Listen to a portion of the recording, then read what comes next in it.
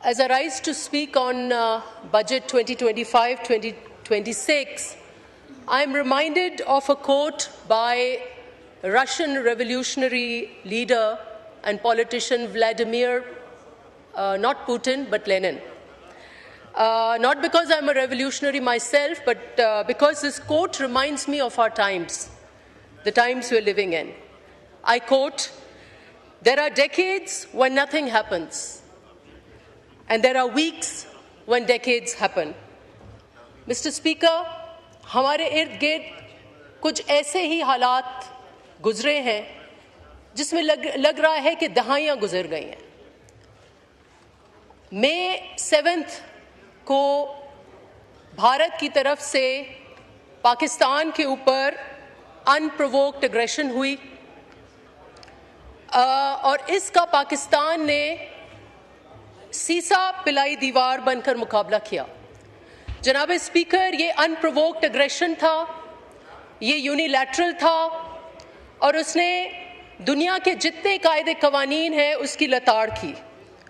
और ये हमारी खुशकिस्मती है कि हमारी फ़ौज, हमारे पाकिस्तान के जवान और पाकिस्तान के अवाम, लेकिन एट द सेम टाइम हमारे शहीदों का लहू एक सीसा पिलाई दीवार बनी और हमने भारत को शिकस्त दी। जनाब speaker, decades also happened recently on our western border, and this is when Iran was attacked, and it was again an unprovoked attack, और इज़राइल ने, जो मैं समझती हूँ कि ये क्रिमिनल स्टेट है, उसने ईरान के ऊपर अटैक किया और ऐसे टाइम पर अटैक किया जनाब स्पीकर जिस वक्त डायलॉग जारी था। जो मेन इशू था दुनिया का, वेस्टर्न वर्ल्ड का ईरान के साथ, वो उसकी न्यूक्लियर तंसीबात के ऊपर था और वो डायलॉग जारी था। तो ये बहुत हैरत की बात है कि ओवरनाइट कैसे हमला हुआ जनाब speaker, and this is of course extremely condemnable. The question before this House and before the world that I ask is, why does Israel enjoy immunity? Why is Israel not answerable for any of its doings, Janab Speaker? Israel ने भी बैनुल अक़वामी क़वानीन तोड़े जब उन्होंने Iran के ऊपर हमला किया, लेकिन सिर्फ ये जुर्म नहीं है इज़राइल का। जनाब स्पीकर, इज़राइल का Netanyahu, who is a war criminal, उसने 50,000 फ़लस्तीनी निगल गया है। और जनाब स्पीकर, मैं इस वक्त आपको I'll read out a definition of what is the meaning of genocide, and this is a definition that is there everywhere, and I'll read it out. Genocide is the deliberate and systematic destruction of a group of people based on their ethnicity, nationality, religion, or race. It involves acts committed with the intent to destroy, in whole or in part, a national, ethnic, racial, or religious group. These acts can include killing members of the group, causing them serious bodily or mental harm, imposing conditions meant to destroy the group, preventing births within the group, or forcibly transferring children of the group. जनाब speaker, जो फ़लस्तीनियों के साथ आज हो रहा है, 30 से ज़्यादा अस्पताल रेज़ा रेज़ा हो गए हैं, तालीमी इदारे रेज़ा रेज़ा हो गए हैं, और अगर ये जेनोसाइड नहीं तो क्या है जनाब स्पीकर? लेकिन सवाल ये बनता है कि इज़राइल जो है, why does it enjoy an impunity? Mr. Speaker, and I want your attention, Mr. Speaker. I know there are a lot of issues at hand, lekin kindly, I'm trying to make a very strong case for international world order here. So, Janab Speaker, I'm asking this question कि Israel बाकायदगी से एक genocide परपेट्रेट कर रहा है। हम we are seeing unfolding of a Holocaust before our eyes. जब फ़लस्तीनी बच्चे international add की तरफ एक आटे की बोरी की तरफ भागते हैं तो उनको बम्बार्ड किया जाता है. When did we ever witness in this century scenes like this? But Israel enjoys the impunity, Mr. Speaker. And the question is why? The answer is not because it is a promised land.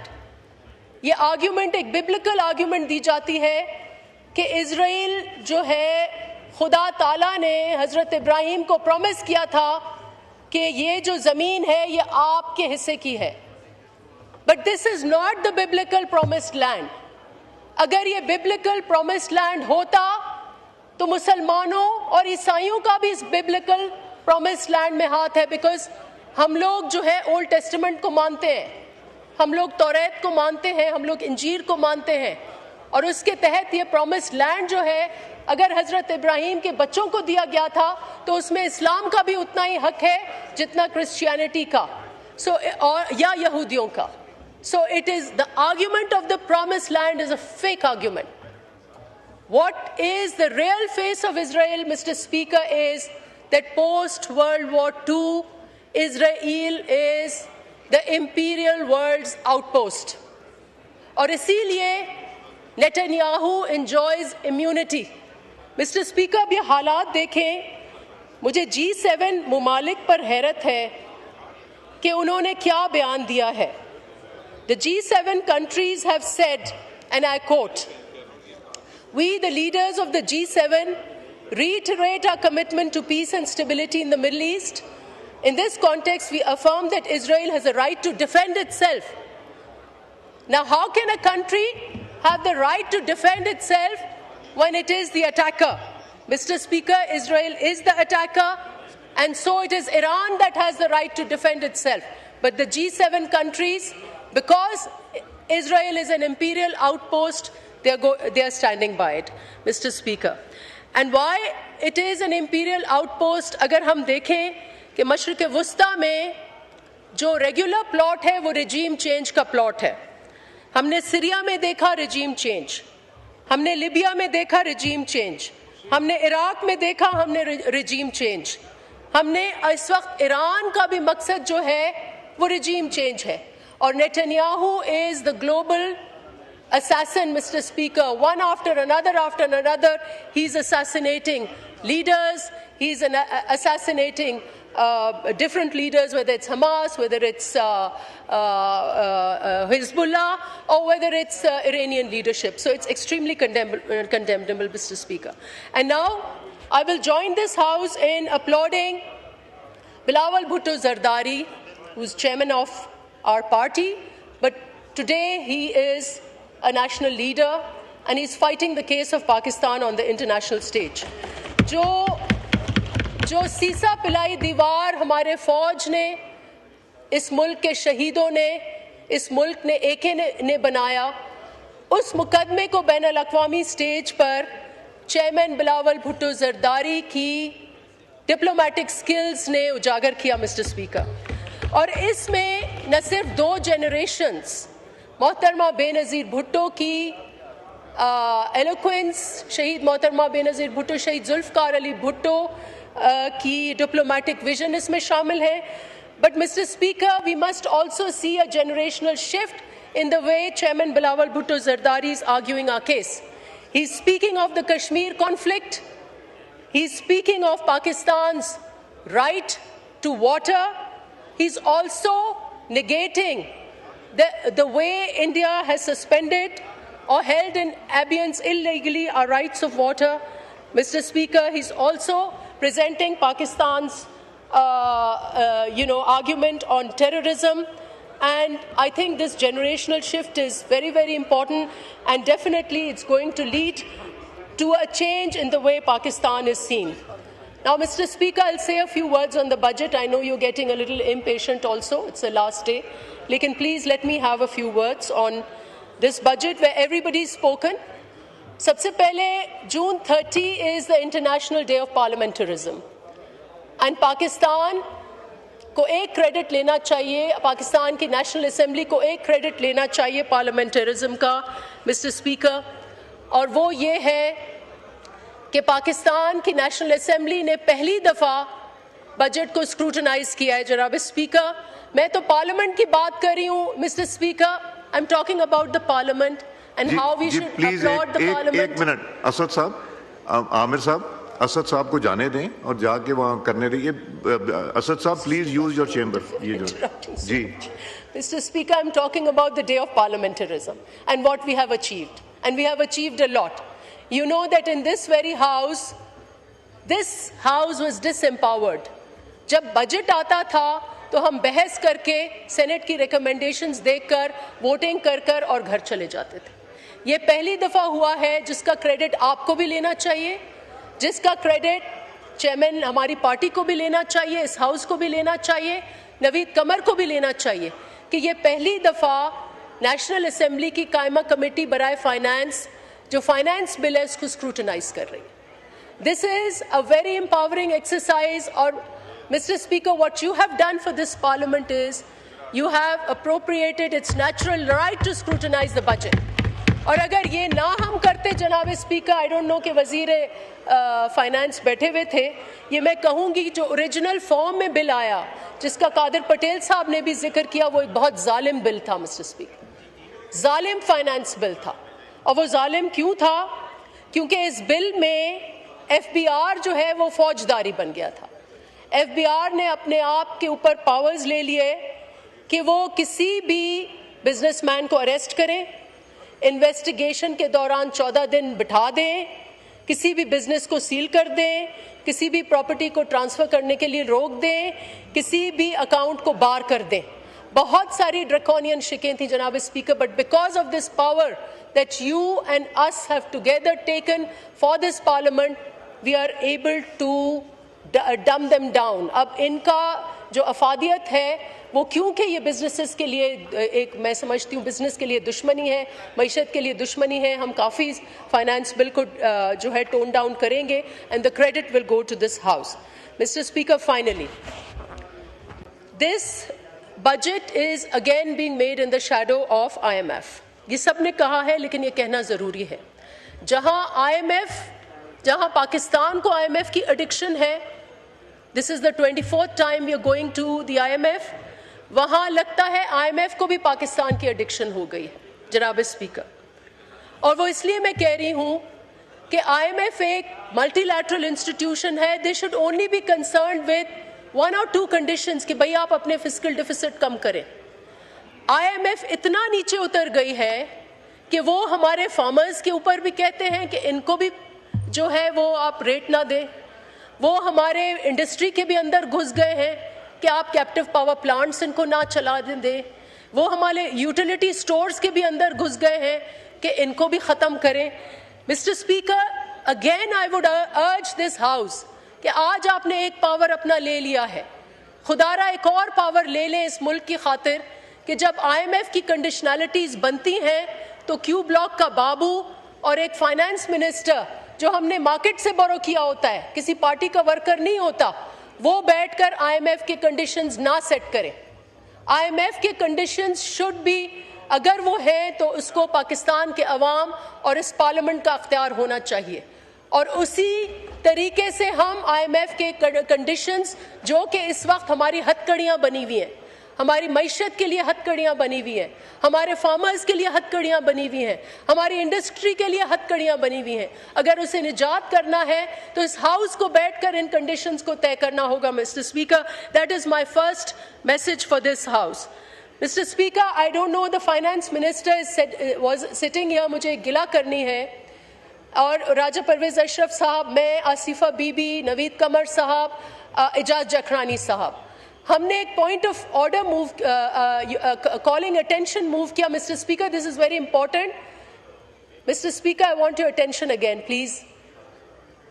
हमने एक calling attention move किया जहां हमने ये मुतालबा किया कि utility stores के मुलाजमीन जो हैं उनको नौकरियों से ना निकाला जाए। मिस्टर स्पीकर, यहाँ कमिटमेंट हुई, इधर एक वजीर ने कमिटमेंट दी कि यूटिलिटी स्टोर्स के मुलाजमीन को नहीं निकाला जाएगा, लेकिन फाइनेंस के वजीर हमें कमेटी में कहते हैं कि नहीं मैं निकालूंगा। अब मुझे बताएं ये पार्लियामेंट की कंटेम्प्ट हुई या ना हुई? रूल्स कहते हैं कि वजीर जो इधर पार्लियामेंट में कहे वो एक फतवा होती है, पार्लियामेंट्री फतवा होती है, उसकी नेगेट वजीर जो है फाइनेंस के कैसे कर सकते हैं? You have to take that into account. और आज भी वो जो है वो the farmers are protesting. Finally agriculture पर बहुत बात हुई जनाब स्पीकर। एग्रीकल्चर, यहाँ ग्रोथ की बात हो रही है। Mister speaker, growth is impossible without agricultural growth. Pakistan का एग्रीकल्चर 6 मंजिला इमारत से नीचे गिरकर ग्राउंड पे आया है। From 6% our growth has come down to 0.56%, और जो नई ग्रोथ की बात हो रही है 4.6%, I challenge it here. It is impossible without giving support to the agriculture. Mr. Speaker, another IMF conditionality, special economic zone, export processing zone, इनको हम कैसे बंद करते हैं? Finally, just 2 things and I'll wind up. Mr. Speaker, Pakistan को full marks मिले हैं बैनुल-अक़वामी stage पर। We have scored 148 out of 148, और ये स्कोर हमें जेंडर गैप इंडेक्स में मिला है। इस दुनिया में 148 मुल्कों की असेसमेंट हुई जिसमें पाकिस्तान नंबर 148 पर आया है जनाब speaker. And while I challenge this, Mr. Speaker, I challenge this because I think that the data that has been provided is wrong, but Pakistan की ख़वातीन के ऊपर जब तक एक पॉलिटिकल यूनिटी, एक पॉलिटिकल विल नहीं आएगी ऑन द वुमेन्स क्वेश्चन, हम इस मईशत को आगे नहीं बढ़ा सकते जनाब स्पीकर। आपने मुझे जेंडर मेन स्ट्रीमिंग कमेटी का चेयर बनाया, यहाँ मेरी बहुत सारी कोलीग्स बैठी हुई हैं। There are serious figures mister speaker that I want to put before this house. Federal government की एम्प्लॉयमेंट में औरतों का सिर्फ 5% हिस्सा है। बजटरी एलोकेशन में औरतों का सिर्फ 1% हिस्सा है, 1.36। प्रॉपर्टी में पाकिस्तान में ख़वातीन का सिर्फ 2% हिस्सा है। मिस्टर स्पीकर, ये तो एंटी इस्लाम है। तो we have to as a parliament, as politicians, we have to do more to bring women at power, और जब तक ये नहीं होगा पाकिस्तान आगे नहीं बढ़ेगा। I would recommend a cabinet committee for gender main streaming. आज ये आप ऐलान कर दें और डायरेक्शन दे दें, उसी वक्त पॉलिटिकल ओनरशिप होगा। Finally mister speaker, it's very good कि 700 अरब रुपए BISP में हमने डाले हैं, लेकिन this house should debate whether we need social protection, which is of course very important, or we need social sector spending. Social sector spending आपकी poverty को permanently खत्म करेगी। जी ठीक है। सोशल प्रोटेक्शन जो है वो आपके जो गरीब बनते जाएंगे IMF स्टेबलाइजेशन के प्रोग्राम के तहत, उन गरीबों के हम मलम पट्टी करेंगे, खत्म नहीं करेंगे। So we have to really spend more on the social sector. Mr. Speaker, with these words, I thank you for your patience, that you have given me a lot of time on this last day, and I hope that some of my recommendations will be noted, particularly on women, on IMF conditionalities, and on social sector spending. Thank you, Mr. Speaker.